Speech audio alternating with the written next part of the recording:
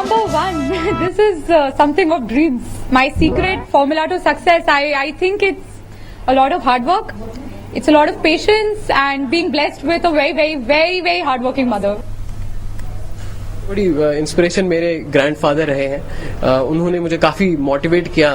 इससे पहले भी चाहे आईआईटी का एग्ज़ाम हो या मेरी बाकी स्टडीज़ भी हों, तो उनको देखकर, उनकी लाइफ को देखकर भी मैं काफ़ी हद तक इंस्पायर हुआ हूँ. और मेरे ख्याल से अभी भी वो मेरे लिए सबसे बड़ी इंस्पिरेशन है. I did not actually expect to rank one.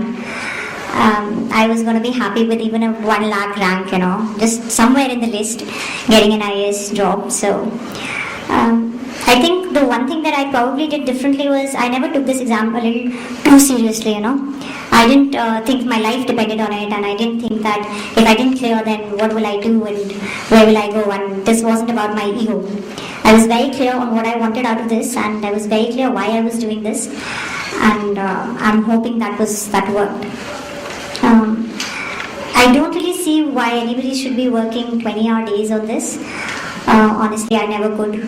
Probably 2 days before the exam was when I would start panicking or doing the 20-hour days. But other than that, I think what you need to do is be consistent and at least be sincere. And you're not showing this to anybody that you're studying so much.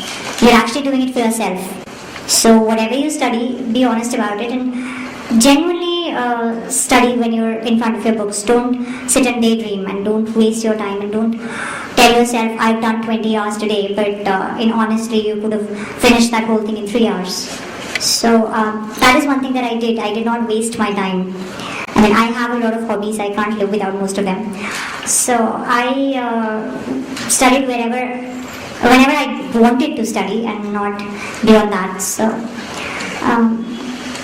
as far as clearing the exam, the mains part goes, I mean, I'm just going to come to the topic because I don't think there's any point beating around the bush, right? So as far as the writing part of mains is concerned, I was very crisp and very precise in what I wrote this year. And you know how we try to tell a story, we know like there's a huge question and we know like 1% of it. So what we do is we write that 1% and then we repeat it 500 times in 500 different ways, hoping that the examiner will not notice. And since there is a word limit of 250 words or 200 words, let me just finish that, and you keep writing the same thing in 500 different ways, and then at the end of it you tell yourself, yes, I've attempted everything. I did that in 2013. I did do that, and this year I realized all that happens is you waste your time and you basically come out with a huge ache in your hand and your fingers. So I didn't do that. I wrote whatever I knew. I skipped questions where I did not know the answers, and if I knew 10%, I would write 10%. If I knew 40%, I'll write 40%. And I did not bother about the word limit, and I would really recommend that please don't bother about that. Write whatever you actually know. Don't try to fool the examiner. He's reading 13,000 copies, right? I mean, it's just not going to work. I mean, I did that last year. So the good thing that I can do is I can honestly judge myself. So it helps to be able to be critical of yourself and your performance and in all reality, and not blame the circumstances and not blame the examiner and not blame the question paper. It helps. Yeah, you can at least improve yourself, right? You can't improve the external circumstances. So work with that. So I did not waste my time in the exam by beating around the bush and writing about things that vaguely resembled what they had asked in the question.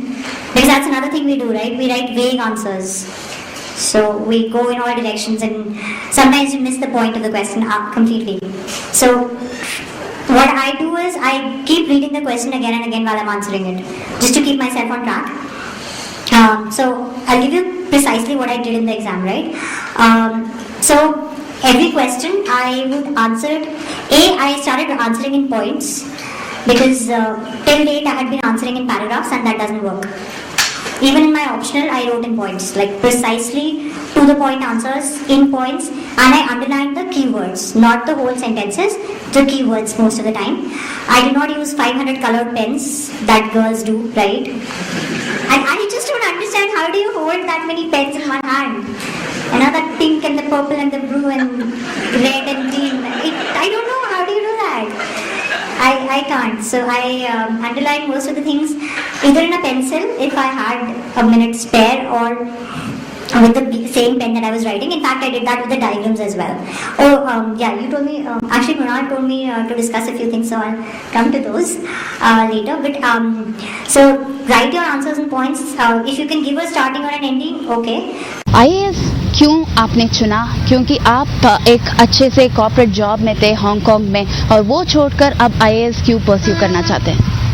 देखिए, मेरा जिस तरह का educational background वगैरह रहा है, तो उस तरह से एक अच्छा कॉर्पोरेट जॉब पाना मेरे लिए कोई ऐसी चुनौती थी नहीं। लेकिन ये जो जॉब है IAS का, इसके अंदर ये काफ़ी चुनौतीपूर्ण जॉब है, क्योंकि इसके अंदर क्या है कि हमको पूरा पब्लिक से इंटरफेस करना होता है आपको, और जो आम जनों की समस्याएं समझनी पड़ती है, उनको देखना पड़ता है वो किस तरह से जी रहे हैं और किस तरह से उनकी समस्याएं हैं, और उनको सॉल्व करने की कोशिश करनी होती है, देखना होता है कि आप उनके लिए क्या कर सकते हैं। तो ये जो एलिमेंट है, जो पब्लिक का जो टच है, इंटरफेस है, ये इस जॉब को काफ़ी चुनौतीपूर्ण बनाता है, और इसीलिए जो है मुझे काफ़ी अपील किया था ये, इसलिए मैंने इसकी तैयारी करने की कोशिश की। आपकी शादी अभी रिसेंटली हुई है, तो क्या आपकी वाइफ ये समझती है कि वो अब किस्मत वाली है? वेल, आई थिंक किस्मत वाला तो मैं हूँ, जो मेरी उससे शादी हुई है। ने क्या कहा जब वो